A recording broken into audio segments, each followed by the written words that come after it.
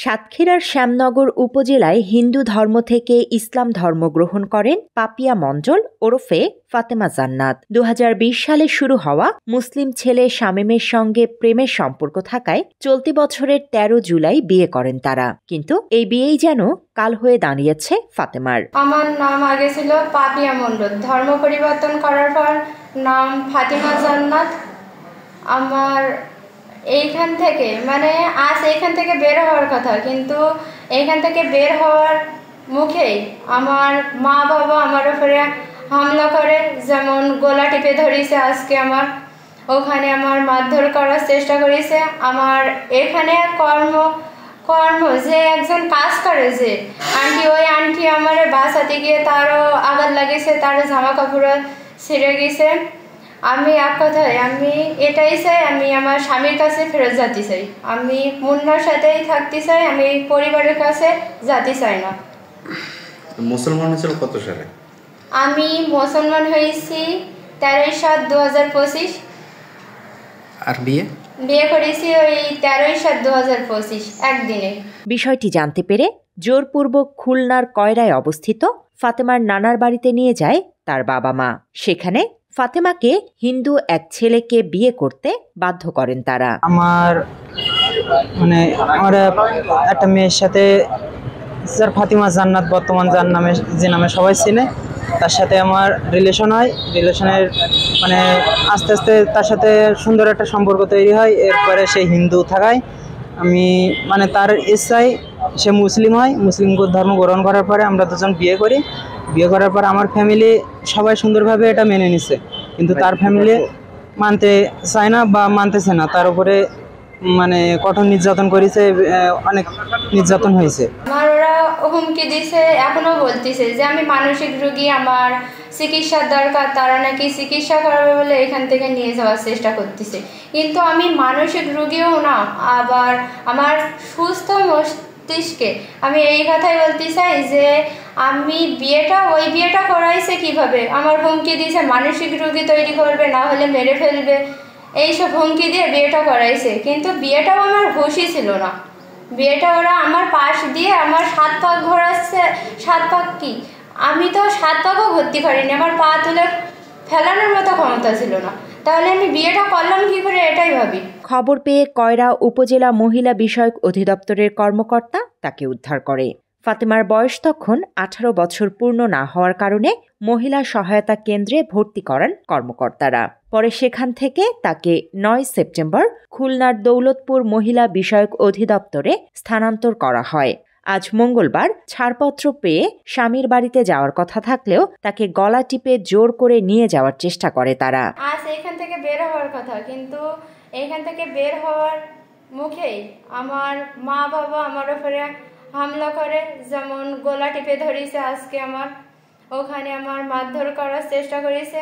আমার এখানে কর্ম যে একজন কাজ করে, যে ওই আন্টি আমার বাসাতে গিয়ে তারও আঘাত লাগিয়েছে, তারও জামা কাপড় ছিঁড়ে গেছে।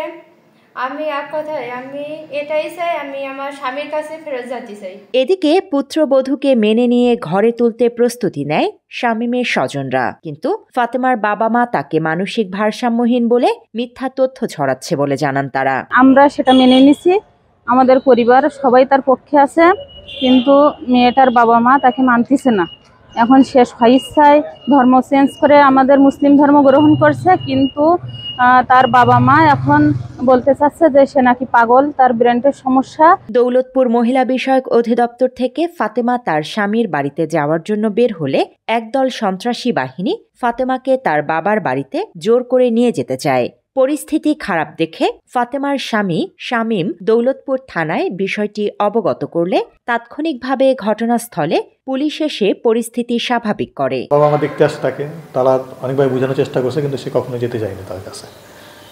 সে তার নিজের জিম্মায় চলে যাবে এরকম একটা আমাদের কাছে স্টেটমেন্টও যখন দিল, তখন আমরা তাকে, যেহেতু আমরা উপজেলা কর্মকর্তার মাধ্যমে এখানে তাকে পেয়েছি, তাদেরকে জানালাম যে তাকে আজকে 17 তারিখ পর্যন্ত তাদেরকে টাইম দিলাম, 17 তারিখের মধ্যে আপনারা আগে আপনাদের জায়গায় নিয়ে যান, ফেরত নিয়ে যান, অথবা 18 তারিখে আমরা তাকে, যেহেতু সে থাকতে চাচ্ছে না এবং প্রাপ্তবয়স্ক, আমরা তাকে ছেড়ে দেব।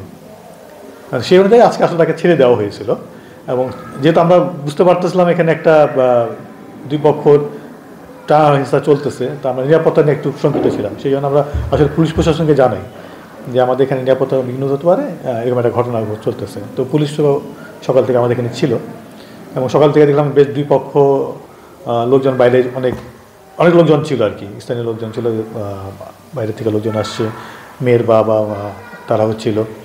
তো আমরা যখন তাকে ছেড়ে দিই এখান থেকে, তো এখানে গেটতে বের হওয়ার সময় তার বাবা তাকে তাদের জিম্মায় নেওয়ার জন্য বা ট্রেনে আসা করা করে। এক সময় আসলে পুলিশও তাকে বাধা দেয় যে না ওর মতো চলে যাবে, কিন্তু আলটিমেটলি কিছু যাওয়ার পরেই আর ছেলে মেয়ের বোধহয় সম্ভবত আত্মীয় স্বজন যারা আছে তারা ধরতেছে, তাকে টানাটানি করতেছে, অন্য পক্ষের লোকজন আমাদের ছিল, মানে বেশ দুই পক্ষ টানাটানি করার মধ্যে এর মধ্যে আমরা আমাদের উপস্থিতি বলতে পারি, কারণ আমরা আসলে তাকে দেখতেছিলাম কতটুকু সে চলে যেতে পারি কিনা।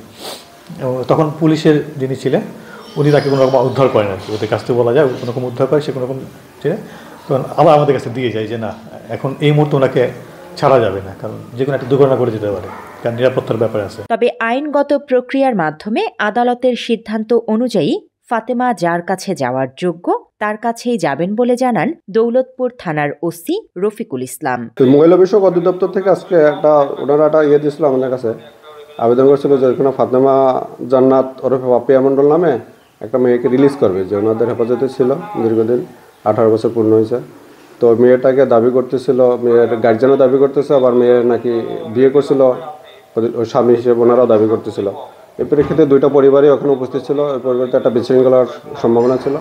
ওই জন্য আমি পুলিশ পাঠিয়ে মহিলা বিষয়ক ওনাদের সাথে কথা বলার পর ওনারা বলছে আইনগতভাবে যেটা প্রসেস আছে দরকার বিজ্ঞ আদালতের শরণাপন্ন হবেন, বা ওনারা যার মাধ্যমে মেয়েটাকে আনছেন তাদের সাথে সমন্বয় করে মেয়েটা প্রকৃতপক্ষে যার কাছে দেওয়ার যোগ্য তাদের কাছে দেওয়ার জন্য আমি ওনাদের কাছে অনুরোধ করেছি। Desk report, Bangla addition.